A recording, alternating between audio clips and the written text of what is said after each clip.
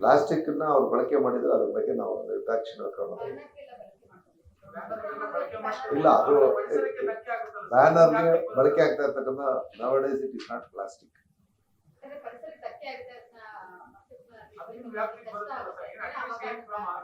ಅವಾಗ plastic use ಆಗ್ತೈತಿ. ಈಗ ಹೊಸ ಮೆಟೀರಿಯಲ್ ಬಂದಿದೆ. ಈಗ ನಮ್ಗೆ ಬ್ಯಾನರ್ ಇದಕ್ಕೆ ಹಾಕೋದಕ್ಕೆ ಆ ರೀಸೈಕಲ್ ಆಗ್ತಕ್ಕಂಥ ಮತ್ತು ಕರಗ್ತಕ್ಕಂಥ ಒಂದು ಮೆಟೀರಿಯಲ್ ಎಲ್ಲ ಈಗ ಮಾಡ್ತಾ ಇರ್ತಾರೆ.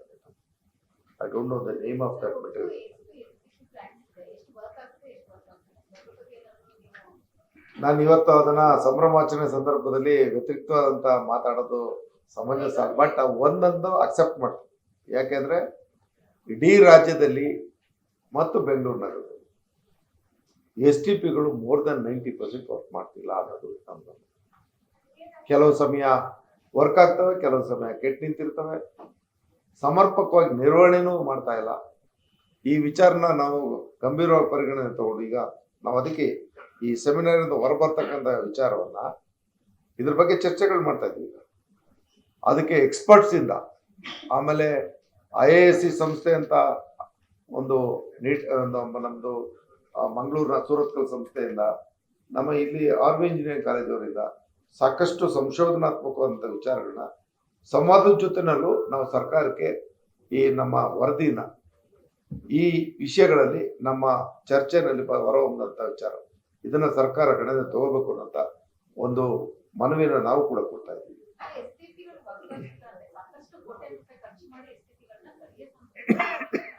ಒಂದು ಸ್ಥಳೀಯ ಸಂಸ್ಥೆ, ಇನ್ನೊಂದು ಇಂಡಿವಿಜುವಲ್ ಯೂನಿಟ್. ಈಗ ಅಪಾರ್ಟ್ಮೆಂಟ್ಸ್ ಇದು ಬೆಂಗಳೂರಿನಲ್ಲಿ ಸಾವಿರಾರು ಅಪಾರ್ಟ್ಮೆಂಟ್ಸ್ ಇದೆ. ನಮ್ಗೇನಾಗಿದೆ, ಇದನ್ನ ನಾನು ಮಂಡಳಿಯ ಒಂದು ಅಸಹಾಯಕತೆನೂ ನಿಮ್ಮ ಮುಂದೆ ನಾನು ಬೆಳಗ್ಸಿರ್ತೀನಿ. ಅದನ್ನೇನು ಮುಚ್ಚೋದು ಏನು ಬೇಕಿಲ್ಲ. ನಮ್ಮಲ್ಲಿ ಸಿಬ್ಬಂದಿನೇ ತುಂಬಾ ಕಡಿಮೆ ಆಗಿದೆ.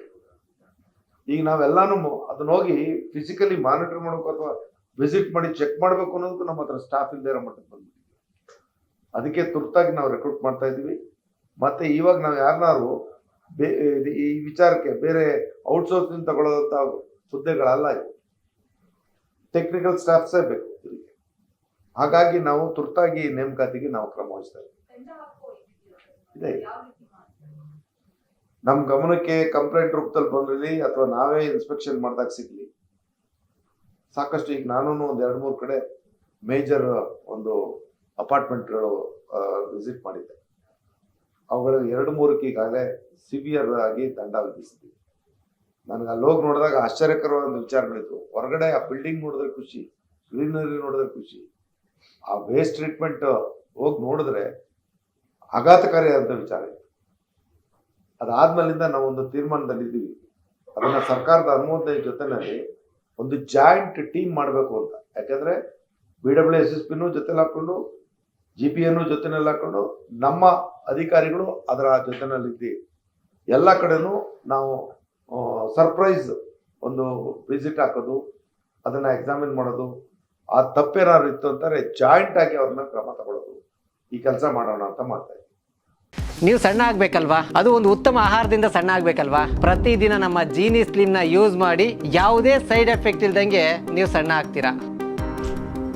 ನಿಮಗೆ ಮಾಧ್ಯಮದಲ್ಲಿ ಕೆಲಸ ಮಾಡುವ ಆಸಕ್ತಿ ಇದೆಯಾ? ಹಾಗಾದ್ರೆ ಕರ್ನಾಟಕ ಟಿವಿ ಡಿಜಿಟಲ್ ಮೀಡಿಯಾದಲ್ಲಿದೆ ನಿಮಗೆ ಒಳ್ಳೆಯ ಅವಕಾಶ. ಆಯ್ಕೆಯಾದವರಿಗೆ ಉಚಿತ ತರಬೇತಿ ಕೊಡ್ತೀವಿ. ತರಬೇತಿ ನಂತರ ಕೆಲಸ ಮಾಡುವ ಅವಕಾಶನೂ ಕೊಡ್ತೀವಿ. ಈ ಕೂಡಲೇ ನಿಮ್ಮ ಮಾಹಿತಿಯನ್ನ ಮೇಲ್ ಮಾಡಿ.